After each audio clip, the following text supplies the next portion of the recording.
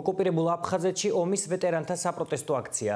გიგა ოთხოზორიას მკვლელობასთან დაკავშირებული დე-ფაქტო ხელისუფლების ახალი გადაწყვეტილება. ამ საკითხებზე ჩვენ სიუჟეტში გიამბობთ.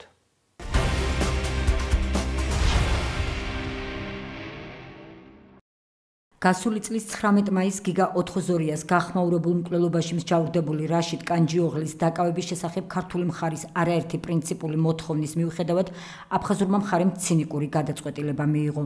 სოხუმის ხელისუფლებამ ბრალდებულ რაშიდ კანჯიოღლის მიმართ სისხლის სამართლებრივი დევნა შეწყვიტა. ბრალდებული, რომელსაც ქართულმა სასამართლომ დაუსწრებლად მრავალწლიანი სასჯელი მიუსაჯა, შინაგან საქმეთა სამინისტრომ კი საერთაშორისო ძებნაში გადასცა, ამ დროისთვის თავისუფალია. აფხაზური მხარის ამ გადაწყვეტილებას ქართული მხარის პროტესტი მოყვა. სახელმწიფო უსაფრთხოების სამსახურის შეფასებით აღნიშნული გადაწყვეტილება არის უკიდურესად ნეგატიური და ცალსახად ცინიკურია. უსაფრთხოების სამსახური გამოიყენებს ყველა შესაძლო ბერკეტს, რათა გიგა ოთხოზორიას მკვლელობაში მსჯავრდებული რაშიდ კანჯიოღლი წარსდგეს ქართული მართლმსაჯულების წინაშე. კანჯიოღლის მიმართ ეგრეთ წოდებულმა პროკურატურამ შეწყვიტა ეგრეთ წოდებული სისხლის სამართლებრივი დევნა. ჩვენი შეფასებით აღნიშნული გადაწყვეტილება არის უკიდურესად შემაშფოთებელი და ცალსახად ცინიკური. არსებითად მოცემულობა ცენტრალური ხელისუფლებისთვის არ იცვლება, რადგან აუცილებელია კანჯიოღლის დაკავება და ქართული მართლმსაჯულების წინაშე წარდგენა. ამ მიმართულებით სახელმწიფო უსაფრთხოების სამსახური ისე როგორც მთლიანად ცენტრალური მთავრობის აპარატი გააგრძელებს აქტიურ მუშაობას მომავალშიც, ისევე როგორც ყველა საერთაშორისო ფორმატში გაგრძელდება ამ საკითხზე დისკუსიები. აფხაზეთის ავტონომიური რესპუბლიკის უმაღლესი საბჭო და მთავრობა გიგა ოთხოზორიას მკვლელის რაშიდ კანჯიოღლის მიმართ სისხლის სამართლებრივი დევნის შეწყვეტასთან დაკავშირებით განცხადებებს ავრცელებს. ავტონომიური რესპუბლიკის მთავრობა საერთაშორისო ორგანიზაციებს მოუწოდებს ყველა ღონე იხმარონ, რომ გიგა ოთხოზორიას საქმეზე მართლმსაჯულების აღსრულება გახდეს შესაძლებელი. როგორც საგანგებო განცხადებაშია ნათქვამი, ეს ცინიკური გადაწყვეტილება ადასტურებს, რომ სოხუმს არ გააჩნია გიგა ოთხოზორიას მკვლელის დაკავებისა და ამ საქმეზე მართლმსაჯულების პოვნის სურვილი.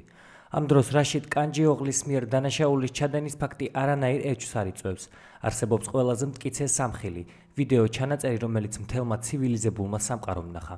მკვლელის პასუხისმგებლობისაგან გათავისუფლების გადაწყვეტილებით დე-ფაქტო ხელისუფლებამ ფეხქვეშ გათელა ყველანაირი მორალური და ჰუმანური პრინციპები, ხელყო ადამიანის უპირველესი უფლება სიცოცხლეზე. ზემო აღნიშნულიდან გამომდინარე, აფხაზეთის ავტონომიური რესპუბლიკის მთავრობა მოუწოდებს ჟენევის მოლაპარაკებების თავმჯდომარე საერთაშორისო ორგანიზაციების წარმომადგენლებს ყველა ღონე იხმარონ, რათა შესაძლებელი გახდეს გიგა ოთხოზორიას საქმეზე მართლმსაჯულების აღსრულება და ადამიანის ფუნდამენტური უფლებების დაცვა აფხაზეთის რეგიონში. აფხაზეთის ავტონომიური რესპუბლიკის უმაღლესი საბჭო გიგა ოთხოზორიას მკვლელზე ხელახალი სამართლებრივი დევნის დაწყებას მოითხოვს.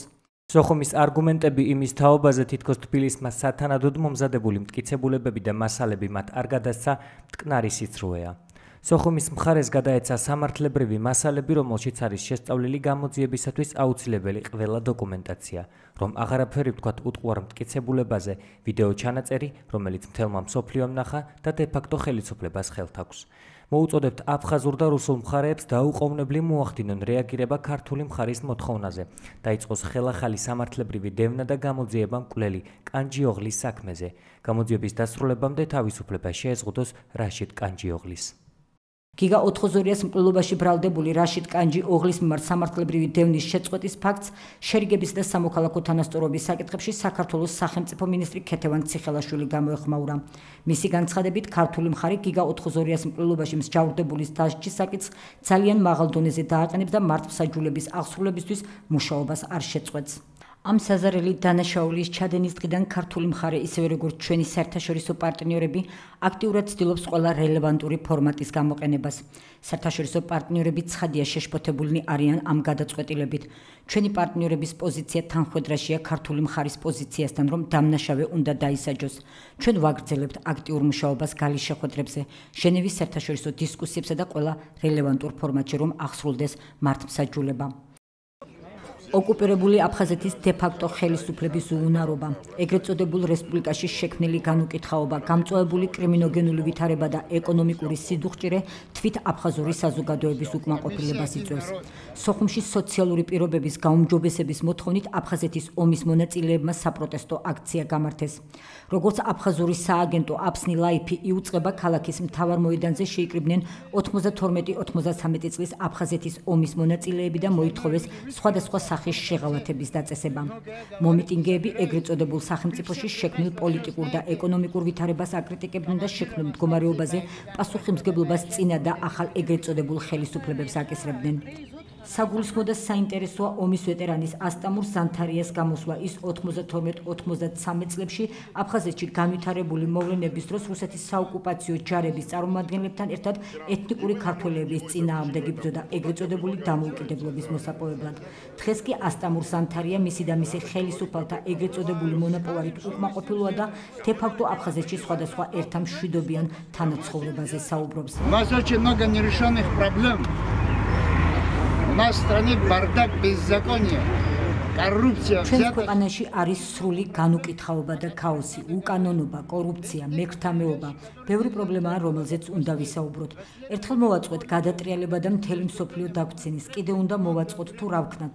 ჩვენი საზოგადოება, კულტურა, ეკონომიკა რა დღეშია, ყველაფერი გავყიდეთ, მოვსპეთ და გავანადგურეთ. ხალხო, სად ვიმყოფებით, ვინ გავგცემს ამაზე პასუხს? ჩვენ მამაკაცები ვართ, ვინ მართავს სიტუაციას ქვეყანაში? როგორ ვიცხოვროთ მომავალში? ყველა მამაკაცის მიმართ მაქვს ეს შეკითხვა. ჩვენთან მრავალი ეროვნების ადამიანი ცხოვრობს. ამ ქვეყანაში მშვიდობიანად უნდა ვიცხოვროთ, ნათელ მომავალში ვაცხოვროთ ახალგაზრდობა. ამბობს შეშფოთებული ასტამურ ზანთარია. ამ დეპუტატების არ გვჯერა ახალ არჩევნებში ავირჩიეთ სულთამხუთავები, მკვლელები და დასცინიან უბრალო ხალხს. მოსახლეობის დიდი ნაწილი გაღატაკდა, დარჩა უსახკარო. ჩვენთან არის ურთულესი ეკონომიკური კრიზისი. არავინ ამბობს სიმართლეს თუ რა ხდება აფხაზეთში. 25 წელი აქვს პირდებიან, მაგრამ არაფერს აკეთებენ. სინამდვილეში ქვეყანა გააღატაკეს. ზანთარიას განმარტებით ოკუპირებულ აფხაზეთში ყველა ობიექტი გაიყიდა. არის ბანდიტიზმი, მაფიოზობა. მაფიოზური ფულით შეძრნენ პარლამენტში პოლიტიკოსები და მკვლელობის გარეშე არაფერი არ არსებობს. მათ ხელს რომ ჩამოართმენ, ხელი ხვინით უნდა დაიბანო. Вот такие люди у нас сидят в парламенте, душегуби, мафиози, убийцы. ასეთი ადამიანების ხედან პარლამენტში მაფიოზები, მკვლელები. ახლა ჩვენ ხალხმა მათ უნდა უყუროთ. ისე არ მოიქცეს ჩვენი ხელისუფლება, რომ ჩვენ ისინი გავყაროთ იარაღით წინა ხელისუფლების მსგავსად. საერთოდ საცხოვროთ, რა ქვეყანაა ეს? თაღლითთა კანტორა, სათარეშო ადგილი ტერორისტებისთვის, კრიმინალებისთვის, დამნაშავეებისა და გიჟებისთვის, რომლებსაც მთელი მსოფლიო ეძებს რომ დასაჯონ. ჩვენთან კი თავისუფლად ჩამოდიან და ცხოვრობენ. აფხაზები კი კიდევ იქით ეახლებიან, რომ თავი დაუხარონ და ფული უხადონ. განაკარგია ბავშვებს ფული წავართვა და ძაღლებს მივცეთ. ჩვენ პირველად მოვედით და ვაფრთხილებთ, კიდევ რომ მოვალთ აქ არავის ეწყინოს რაც მოხდება. აფრთხილებს ომის მონაწილე ეგრეთ წოდებულ აფხაზ ხელისუფალთ. ჩვენ ორგლეხს სამი ავტორიტეტი აზის კისერზე რომ შეინახოს და გამოკვებოს. Кто хозяин в нашем доме? Соседи ли мы? ვინ არის ბოლოს და ბოლოს ჩვენი ქვეყნის პატრონი, ჩვენ თუ მეზობელი? ეს იყო ოკუპირებული აფხაზეთის ომის ვეტერანის ასტამურ ზანთარიას შეხედულება ოკუპირებულ აფხაზეთში შექმნილ სიტუაციაზე, რომელიც მის თანამოაზრეებთან ერთად უკმაყოფილოა ეგრეთ წოდებულ სახელმწიფოში შექმნილი ვითარებით და მისი თითქოს მოკავშირე, სინამდვილეში კი ოკუპანტი რუსეთის ქმედებებით. Что это такое? Кто за это будет отвечать?